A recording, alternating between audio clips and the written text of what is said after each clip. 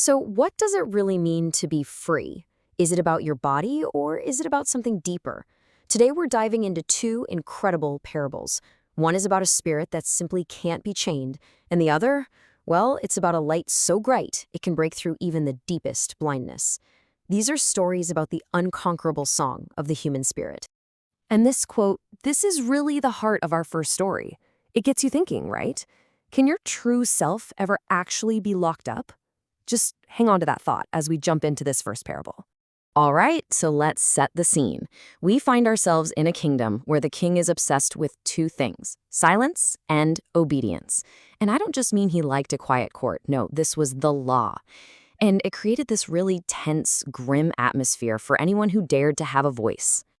Yeah, this law had a very specific target. If you sang what the king called new songs of a forbidden truth, basically anything that wasn't the party line, you were getting locked up. The goal was pretty straightforward and pretty brutal. Kill hope by silencing the people who gave it a voice. To do this, the king built a place called the Dark Chamber. And look, this was no ordinary prison. You've got to think of it more like a weapon, one designed for psychological warfare. It was engineered with darkness and total isolation to just crush a person's spirit. The whole point was to make sure hope and any song about it went there to die. So, that's the setup. And walking right into this pit of engineered despair is our main character, a bishop named Janarius. His spirit? It's about to face the ultimate test. So what was his big crime? It was simple, really. He sang. But his song was a hopeful one, and that flew directly in the face of the king's demand for silent, miserable obedience. So for that, he and his friends get tossed into the dark, and everyone expects them to break, just like everybody else did. And this is really the central conflict, right? It's a total clash. On one side, you've got this external pressure from the king, be silent, be miserable. But on the other, you have Janarius's internal, fundamental nature. Hope and song aren't just things he does, they're who he is. And you know, the song he sang, it wasn't some angry protest anthem or a sad song of despair. It was just reassurance. A gentle reminder of the sun, the sky, the world outside. It wasn't really an act of defiance, it was more an act of being. I love how the source material puts it. His faith was the song, and his body was the cage. Wow. So this brings up the big question, doesn't it? How can hope possibly survive in a place literally designed to murder it? The whole system was built to stamp it out. And yet, there it is. Not just surviving, but actually singing in the dark.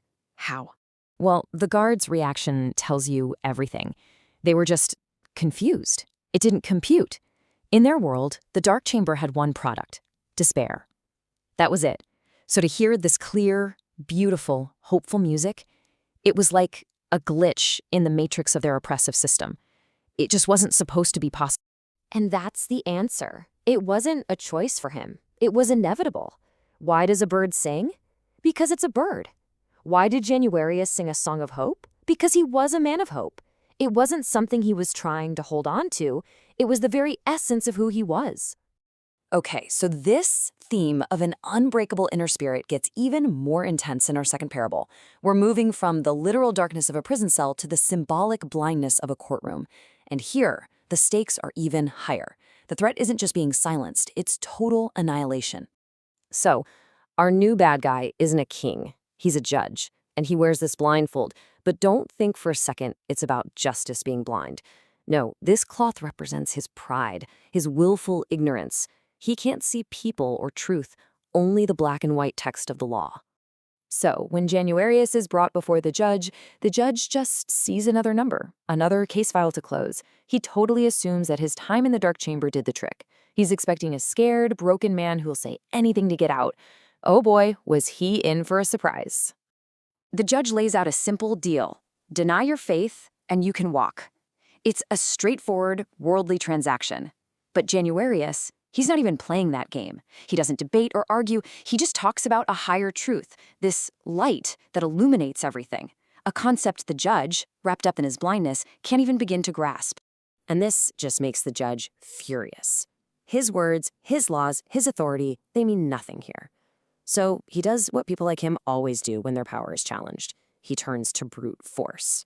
He basically says, all right, you talk about this light, let's see how it holds up against some very real fire. And you can just feel the judge's desperation growing. First, he throws him into a fiery furnace. When that doesn't work, he tries wild beasts in the amphitheater. And when even the animals won't touch him, he's out of ideas. He goes for the final solution, the executioner's sword.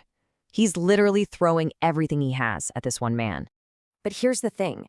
Every single test just proves Janarius's point. I mean, how can you burn something that is already light? The animals, they seem to sense this truth, this purity, and they refuse to harm him. The judge's power, his pride, all his brute force, it's completely and utterly useless against this man's inner truth. So this is it, the climax. The judge has failed again and again. He's called for the executioner. On paper, he holds all the cards. All the legal and physical power is his. But the final twist in this story comes from a direction he never, ever could have seen coming. The sword is raised. Everything is hanging in the balance.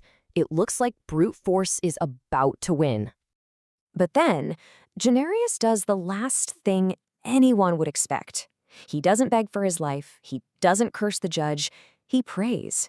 He prays for the blind judge who is seconds away from executing him. And the result is immediate. It's a miracle.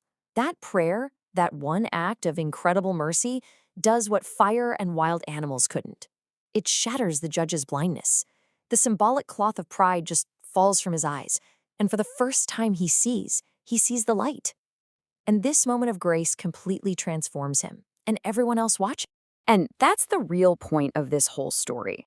The trial was never really about guilt or innocence. It was about showing that the most powerful thing in the world isn't law or force. It's a love, a mercy so powerful it can literally make the blind see. So that brings everything full circle, doesn't it? We have two stories about an unconquerable spirit, one that sings in a pitch-black cell and another that offers mercy at the moment of its own death. It kind of leaves you wondering, right? If a song can break the power of a prison and a prayer can shatter the chains of pride, what chains in our own lives could be broken by that same kind of hope and mercy?